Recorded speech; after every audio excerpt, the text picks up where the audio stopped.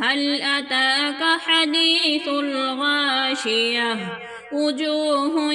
يومئذ خاشعة عاملة ناصبة تصلى نارا حامية تسقى من عين آنية ليس لهم طعام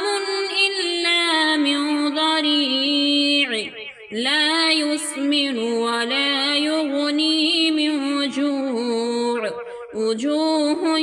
يومئذ ناعمة لسعيها راضية في جنة عالية لا تسمع فيها لاغية فيها عين جارية فيها سرر مرفوعة وأكواب موضوعة ونمارق مصفوفة وزرابي مبثوثة